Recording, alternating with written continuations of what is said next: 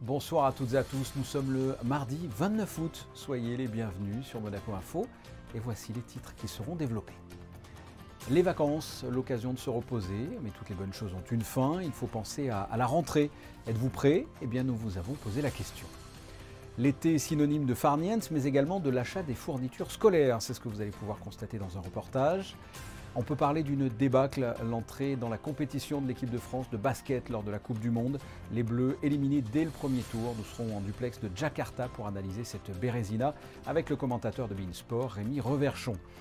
Après 3 années de travaux d'embellissement, le bâtiment situé au 19 boulevard Princesse Charlotte rouvre ses portes. La demeure de 1000 m² deviendra un lieu de loisirs multigénérationnel géré par la mairie. Vous aurez le droit à une visite guidée et à un entretien avec la responsable de ce nouvel espace. Une nouveauté également du côté du Métropole avec son restaurant, les ambassadeurs by Christophe Cussac. Et enfin, ils ne font pas de bruit, n'utilisent pas d'essence et se faufilent partout. Le scooter électrique est à la mode. C'est bientôt la rentrée pour tout le monde. Les enfants vont prochainement retrouver leurs camarades ou s'en faire de nouveau. Et les adultes vont reprendre la direction du travail. Êtes-vous prêts? C'est la question que Yannick Debevert vous a posée. Et voici les réponses. Alors nous on est prêts, oui. Mon fils, il faut lui demander. Oui, ça va. Je sais que ça va se passer très bien. Moi, c'est ma dernière année d'ostéopathie, donc dernière année avant le cabinet. Oui, je suis assez prêt. Ça va être un peu difficile avec des nouveaux copains, mais après on va s'habituer et ça va passer. Quand on se prépare, je pense que tout va bien, quoi. Il faut se remettre en route doucement. Le plus dur, c'est pour reprendre le rythme. C'est pas une période où j'ai forcément envie d'y aller, mais c'est pas une période de stress. Donc non, mais ça devrait le faire. Bien sûr, on est prêt pour la rentrée. On a eu une saison assez chaude. Et puis, bon, il faut bien rentrer un jour. Malheureusement, en fait, les vacances, c'est bien, mais à un moment donné, il faut reprendre. Et oui, tout a une fin. Cette année, la rentrée scolaire s'effectuera le 11 septembre. Les papeteries et les grandes surfaces ont depuis longtemps rempli leur étalage de fournitures scolaires pour que les enfants aient tout ce qu'il faut le jour J. En règle générale, tout se prépare pendant l'été. Le reportage à la papeterie L'Alphabet de Frédéric Hélion sur des images d'Alban Gingembre. Les vacances d'été sont bientôt terminées et la rentrée scolaire est bien sûr dans la tête des parents. Livres, trousses, stylos, classeurs, tout doit être prêt pour septembre pour le retour à l'école des enfants. Vous voyez bien autour là tous les sacs qui sont disposés dans le magasin. On en a bien quelques centaines, plusieurs centaines, ouais, à vrai dire. Donc bon, on se prépare. Ça commence dès que l'école sorte du coup les listes scolaires dans leur établissement. Donc pour tous les établissements de Monaco, primaire, collège, terminale, enfin lycée, tout ce qui se passe. Et du coup, ils les amènent directement au magasin, soit par téléphone, soit par mail aussi. Ils peuvent préparer les commandes comme ça. Sinon, du coup, en magasin, et nous, on prend leurs coordonnées, leurs infos, on prépare tout de notre côté. Et voilà, dès que c'est prêt, on les appelle et on attend qu'ils viennent. La rentrée se prépare bien en amont, que ce soit côté papeterie où les commandes sont faites en avril, mais pour que tout soit en rayon maximum début juillet. Côté parents, à chacun son rythme et sa méthode. Les achats de fournitures scolaires, c'est par Bureau Vallée. Et les livres, c'est où la vente de la bourse aux livres ou Amazon, ou là, pour certaines choses que je ne trouve pas, je vais directement à l'Alphabet. Quand est-ce que vous avez commencé justement à faire les fournitures? La semaine dernière. Tout est clôturé, ça y est. Et si vous n'êtes pas aussi efficace que Virginie, pas de stress, la rentrée scolaire est fixée au 11 septembre cette année en principauté. Oui, vous avez encore quelques jours.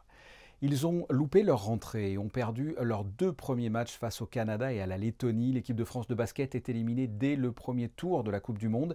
La victoire face au Liban ce mardi ne change rien. C'est une grosse désillusion pour les Bleus et leurs supporters. Pour analyser tout cela, nous allons à Jakarta et on retrouve le journaliste de beIN Sport, la chaîne qui diffuse les rencontres. Rémi Reverchon, bonsoir. Bonsoir, comment ça va? Très bien, très bien. J'aimerais avoir votre analyse. Qu'est-ce qui s'est passé? Comment peut-on déjà analyser cette débâcle, cette Bérésina, ce Waterloo? Comment vous analysez ça? Déjà, il s'agit d'un moment compliqué pour l'équipe de France de basket et les gens qui suivent le basket en France, ces fans. Ou à Monaco, c'est un moment où de toute façon, on n'attendait pas une chose pareille. Cette équipe de France qu'on avait catégorisée comme parmi les grands favoris de cette Coupe du Monde. Il y a plein de facteurs. Il faudra prendre le temps à froid d'analyser ce qui s'est passé. La compétition n'est pas terminée de toute façon. Il y a une question sur la composition de cette sélection avec un problème clair au poste de meneur de l'équipe de France. Il y a une question aussi sur la préparation de l'équipe de France qui a peut-être pas été construit de la meilleure des façons, on s'en rend compte, avec des adversaires un peu faibles, avec une logistique pas toujours évidente. Il y a la question aussi qu'on doit se poser, peut-être nous, les médias qui avons classé cette équipe de France comme favorite, du niveau réel de l'équipe. Est-ce qu'on l'a pas vue trop belle, en fait? Est-ce que cette équipe qui est composée, allez, de 3 joueurs NBA, dont un qui joue plus, Evan Fournier malheureusement, et des joueurs de Euroleague à côté, est-ce qu'elle n'est pas tout simplement, de manière très objective, moins forte que ce qu'on l'a cru, quand on compare au Canada par exemple? Il faudra que beaucoup de choses soient remises en question avant les JO là. Ouais, on aurait survendu un peu cette équipe. Le mental a manqué aussi, la gagne peut-être. Victor Wembanyama. Oula, je suis pas chez Choche. Victor Wembanyama, peut-être. Qu'est-ce qui a manqué? C'est la faute à pas de chance aussi, peut-être? Non, ça, réduire ça à la faute à pas de chance dans le sport, vous savez, on n'aime pas trop ça. Il y a des facteurs. Surtout quand il y a un écart de 30 points face à une Ouais. équipe, oui, comme le Canada. Surtout quand vous perdez ensuite contre la Lettonie qui est privée de son meilleur joueur, Kristaps Porzingis. Non, parler de chance, ce serait vraiment manquer d'honnêteté. Donc oui, bien sûr que Victor Wembanyama va apporter des solutions, mais c'est pas lui qui va changer la face du monde non plus pour l'équipe de France. Pas à lui tout seul en tout cas, pas un gamin de stage là. Il faut, je vous dis, voir la composition du staff de cette équipe de France. Je pense qu'il y a besoin d'être boosté. Je suis persuadé, moi, c'est mon intime conviction, que Vincent Collet est toujours l'homme de la situation, le sélectionneur. Je ne fais pas partie. Oui, parce que c'est la question qu'on se pose, Et effectivement. ouais, bien Oui. sûr, c'est facile dans ces cas-là, quand il y a un échec sportif, de faire sauter le premier fusible, c'est le coach en général, hein, c'est facile. Moi, je suis dans la team de ceux qui pensent que Vincent Collet est toujours l'homme de la situation. Voilà. Il va falloir se tourner vers l'avenir sur la composition de cet effectif, avec une génération qui arrive sur la fin de sa carrière. La génération Nico Batum, Nando De Colo, ces joueurs-là qui vont disputer probablement leur dernière campagne internationale avec l'équipe de France. Moi, je pense que l'équipe de France doit, la fédération, puisque ce sont la fédération française qui décide de tout ça, doit se poser des questions sur la composition du staff de l'équipe de France, et doit réfléchir à une préparation qui mette les Bleus plus dans le dur. Voilà, je trouve qu'ils ont été un peu trop dans le coton cet été. Vous qui êtes sur place, dans quel état d'esprit là sont les joueurs après ces 2 défaites? Je peux vous dire que ça tire la gueule. Vous pouvez l'imaginer, que c'est un petit peu compliqué en ce moment. Là, ça fait 48 heures que ça blague un peu moins à l'entraînement, qu'il y a, vous savez, tous ces petits rituels de jeu en fin d'entraînement où les mecs font des concours de tir du milieu de terrain, tout ça, comme par hasard, ça n'existe plus. Il y a eu des convocations par la direction aussi de la Fédé, de certains joueurs qui ont dû s'expliquer pour des sorties médiatiques notamment. Quel joueur? Il n'y a pas besoin de faire semblant, il n'y a pas de secret d'État, hein. Le capitaine Nico Batum, qui nous a fait une grosse sortie à notre micro, Beansport, doit justifier de ses mots. Et ce qui est normal, ce qui est plutôt sain d'ailleurs dans une équipe tant qu'il y a de la communication. Ce qui est dur, c'est qu'il y a une semaine terrible qui les attend avec ce format de la Coupe du Monde, où donc ça joue contre le Liban pour en finir de la poule, ça on le comprend. Mais derrière, il y a 2 matchs de classement qui pour la France n'ont absolument aucun intérêt, mais qui font partie de cette compète. Vous imaginez, c'est-à-dire qu'ils doivent rester 5 jours de plus que prévu à Jakarta. Tout le monde tire la gueule, personne n'a envie de jouer ces matchs-là. Oh, c'est pesant. Dernière question, dans l'équipe de France, il y a des joueurs de la Roca Team, Yacouba Ouattara, Eli Okobo et Terry Tarpé. Est-ce que ça peut avoir une influence au niveau du moral pour ces joueurs, pour le début de saison dans leur club, à votre avis? Alors, les cas de figure, ils sont différents. Moi, je vois, si je prends Terry Tarpé, là, votre recrue qui a fait pour l'instant une bonne Coupe du Monde, en tout cas un bon deuxième match face à la Lettonie. Il a été bon, Terry, c'est l'une des rares satisfactions de ce match-là, donc lui, pas trop de soucis à son égard. Il y a Yakou Ouattara qui n'a pas joué de cette Coupe du Monde, était de toute façon appelé à être le 12e homme de l'équipe. C'est déjà une chance pour lui, je pense, d'être dans ce groupe-là. Donc voilà, la vraie question qui va se poser, c'est pour Eli, que j'adore par ailleurs, Eli Okobo. Moi, je suis fan de ce joueur-là, de ce mec-là. C'est un super type et un joueur de basket avec un talent offensif fantastique. Le problème, c'est qu'Eli, il a tapé dans le mur dans cette Coupe du Monde. Il a eu sa chance, il a eu du temps de jeu et ça a été compliqué. Donc voilà, j'espère qu'Eli va pouvoir couper un petit peu après la Coupe du Monde avant de se replonger dans la prépa avec la Roca Team, parce que j'ai peur que dans sa tête, ça cogite un petit peu en ce moment-là. Bon, on l'espère également. Rémi Reverchon, merci pour votre analyse. Avec plaisir, à bientôt les amis. Et dans un autre sport, sachez que l'équipe monégasque de tennis reçoit l'Équateur les 15 et 16 septembre. Je vous invite à aller voir les rencontres au Monte Carlo Country Club. L'accès est gratuit. Vous pourrez également suivre les matchs en direct sur Monaco Info avec aux commentaires Frédéric Elion, Laurent Orsini et Christophe Paco. Pour info, l'équipe victorieuse accédera au match de barrage du groupe mondial 1 en février prochain et l'équipe perdante devra de nouveau jouer les matchs de barrage du groupe 2. Toujours en bref, dans le domaine de la construction, au niveau du 19 boulevard du Larvoto, la circulation est alternée sur la dorsale.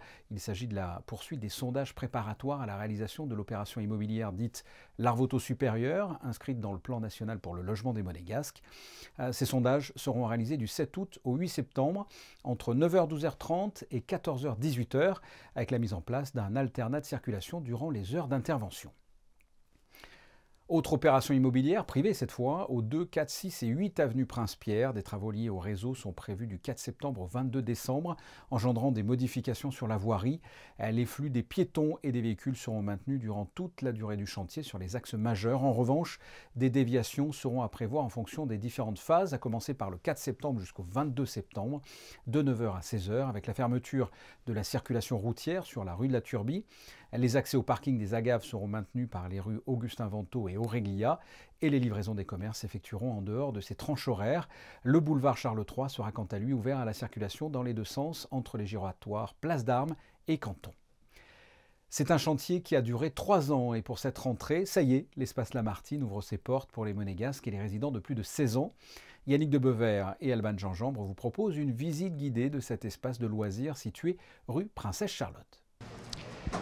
À peine entré dans cet espace Lamartine, on peut découvrir un salon parfaitement illuminé, tout ça grâce à des couleurs très claires, un mobilier très moderne, un super baby-foot évidemment pour s'occuper. Et on arrive tout de suite vers le restaurant, là où on pourra accueillir jusqu'à 26 personnes. Le restaurant est réservé aux personnes âgées et les personnes âgées peuvent également inviter une personne en plus, peu importe son âge. Un prix défiant toute concurrence, entrée, plat, dessert, fromage, café, petit verre de vin, tout ça pour 13 € avec un chef qui travaille à temps plein ici dans l'espace Lamartine. Voilà ce que propose la mairie. La salle de lecture, comme toutes les autres salles, est parfaitement illuminée. Et puis vous voyez bon nombre de livres, tout ça, c'est grâce à un partenariat entre l'espace Lamartine et la médiathèque de Monaco. La médiathèque qui prête tous ces livres. Ils vont être renouvelés assez régulièrement pour pouvoir permettre à tous les adhérents et à toutes les personnes venant se détendre ici de pouvoir accéder à un maximum d'ouvrages.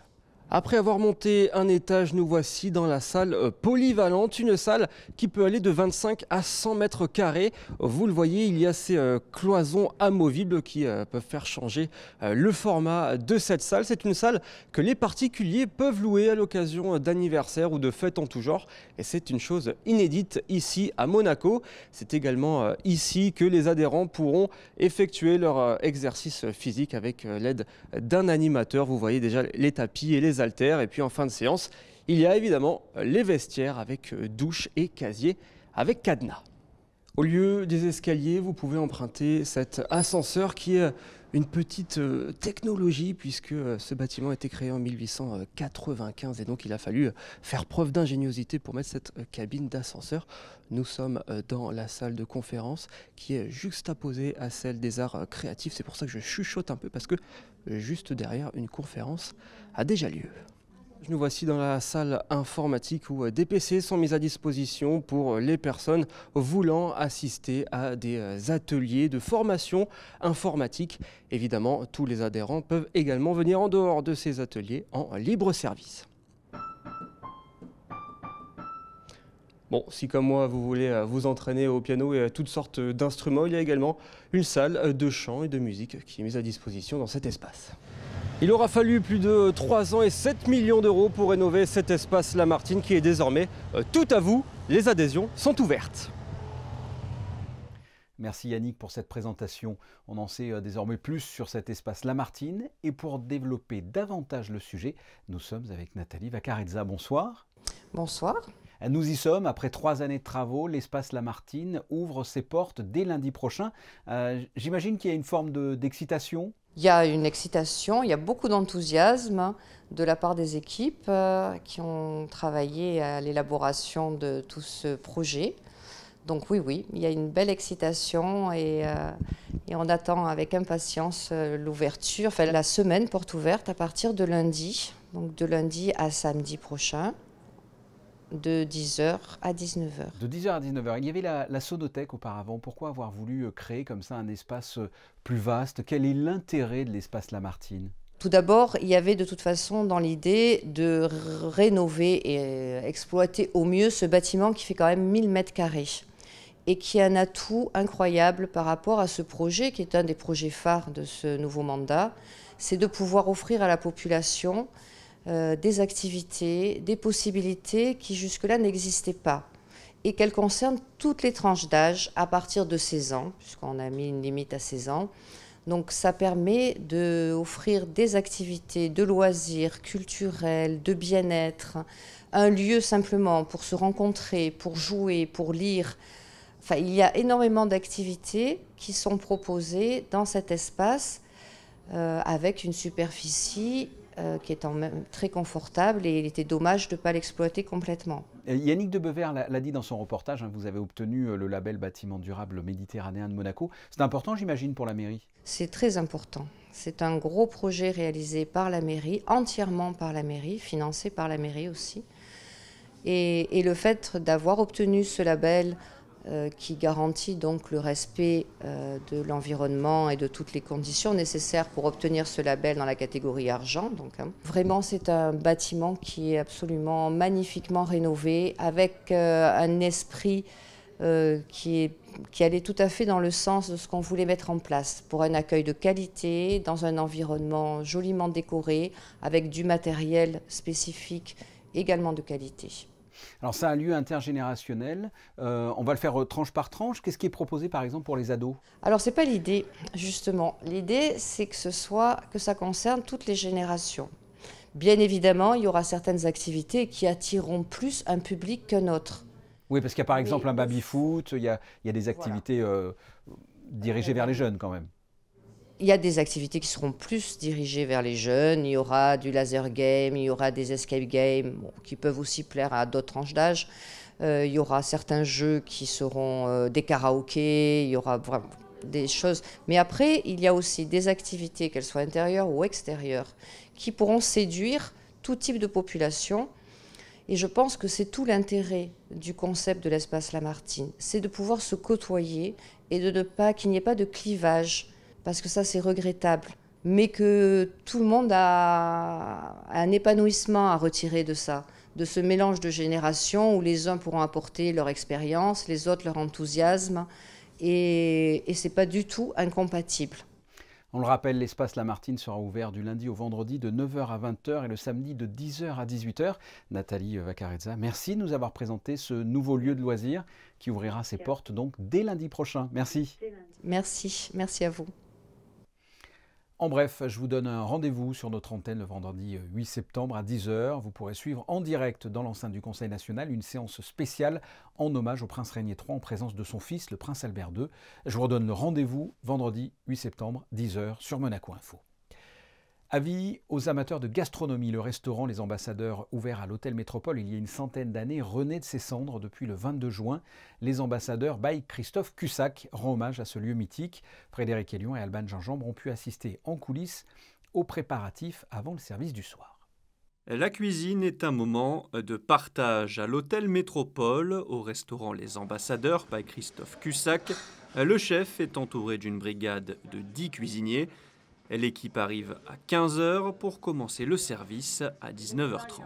Il y a les légumes à préparer, il y a les viandes à préparer, il y a toute une mise en place qui permet d'avoir un produit presque fini, prêt à la cuisson, prêt à être consommé, prêt à être dressé au dernier moment. Il y a une confiance, hein, c'est ça le plus difficile, je pense, à créer, parce qu'il y a beaucoup de détails. Et je ne vais pas tout regarder, donc on arrive à avoir une vitesse de croisière et je me répète, une confiance qui permet de se concentrer sur l'assiette finie que l'on apporte aux clients. Une demi-heure avant le début du service, place au traditionnel briefing. Le premier maître d'hôtel fait le point, entouré de ses adjoints, du chef sommelier, des chefs de rang et des commis. Le chariot Mario Pasmiai, service et boisson chaude Bernard. Ce soir, les mignardises sont coco au lait, caramel noir, orangette et macarons framboise vanille. On partage les informations sur les clients qui sont présents, les clients qui reviennent. Je pense sur la journée, ça permet aussi de tester un petit peu l'équipe au niveau des connaissances et d'approfondir un tout petit peu qu'est-ce que c'est le service et comment ça va se dérouler. Un quart d'heure avant l'arrivée des premiers clients, le balai des cuisiniers s'intensifie autour du chef. Il va falloir sortir entre 4 et 6 plats par personne pour une quarantaine de couverts. Ça approche, on ne va pas dire que la tension monte, mais la concentration s'accélère. Vos équipes travaillent sur quoi? C'est plutôt une partie apéritif? Quels sont les produits là, sur lesquels vous travaillez en ce moment? Non, les entrées, tout ce qui est les plats froids, on peut commencer à les finir, comme on peut voir. Il y a le tian, on le découpe. Ce sont les dernières touches pour pouvoir finir et être prêt à une commande spécifique. À 19h30, les clients s'installent. L'imposant chariot à pain débarque avec ses 19 variétés différentes. Tout a été préparé sur place, dans l'après-midi, par le boulanger du restaurant. Les premières commandes arrivent, menu dégustation, plats à la carte ou fine bouchée. Les mets sortent et sont servis en salle. Les plus gourmands ont un œil sur le chariot des tartes et sa quinzaine de pâtisseries. Tout le monde est sur le pont jusqu'à 23h pour cette expérience culinaire unique aux saveurs méditerranéennes. Les ambassadeurs by Christophe Cussac est ouvert du jeudi au lundi de 19h30 à 23h. À Paris notamment, le stationnement des 2 roues thermiques est payant alors qu'il est gratuit pour les électriques. L'électrique séduit de plus en plus, que ce soit pour les voitures mais aussi les motos et scooters. Qu'en est-il à Monaco? La réponse avec Frédéric Elion et Thomas Deus qui se sont rendus au magasin Pole Position. En cette période estivale, plus que jamais, c'est le moyen de transport idéal en principauté. Moto, scooter, Vespa, le 2 roues est la solution pour contrer les bouchons. Et à l'image de la tendance observée sur les voitures, l'électrique séduit aussi côté 2 roues. Depuis le lancement des produits électriques, la Vespa Electrica, le Piaggio One, d'autres marques aussi qu'on travaille dans d'autres magasins, Sim et Kimco, on voit qu'il y a une progression à Monaco. On a des produits 50 ou des équivalents 125 qui correspondent à ce que le marché attend. Et donc c'est vrai que les chiffres sont en progression. On est ici entre 10 et 15 véhicules vendus par an en Vespa Electrica. Je ne parle pas des autres modèles, mais Vespa Electrica, 10 à 15 par an, quand on en fait en moyenne 60 à 80 au global en Vespa. Donc ça commence à prendre une bonne partie du marché. Aujourd'hui, avec les aides du gouvernement en principauté, le scooter électrique coûte le même prix qu'un thermique, avec de bonnes prestations en termes de performance et quelques avantages. Aujourd'hui, un électrique, c'est une bonne accélération, c'est pas de bruit de fonctionnement, c'est pas de vibration, pas de pollution. C'est un intérêt économique pour les clients qui ne souhaitent plus mettre d'essence. Monaco participe aussi beaucoup à l'effort avec une belle aide gouvernementale qui est quand même bien supérieure à ce que peut proposer la France ou les autres pays voisins. Et donc c'est vrai que ça participe beaucoup à l'engouement des clients sur le produit électrique. Le gouvernement souhaite d'ailleurs encourager l'achat de 2 roues électriques. L'aide à l'achat a été augmentée et passe à 40% du prix du véhicule TTC hors option, avec un plafond à 4 500 €. On retrouve Yannick Debever, mais cette fois pour les prévisions météo. Bonsoir Yannick. Bonsoir Fabien, ce mercredi, le soleil parviendra à se faire une plus grande place parmi les nuages du ciel monégasque. Pas de pluie prévue et des températures agréables puisqu'il fera entre 20 et 25 degrés dans la journée. Ce mercredi 30 août, nous fêterons Saint-Fiacre, le saint patron des jardiniers, pépiniéristes et autres maraîchers. Merci. Ça vous a mis certainement l'eau à la bouche en vidéo et ça va certainement le faire aussi en photo avec le restaurant de l'Hôtel Métropole, les ambassadeurs by Christophe Cussac. Ce journal est terminé. On se retrouve pour une nouvelle édition mercredi à 19h. Je vous souhaite de passer une excellente soirée. À très bientôt. Au revoir.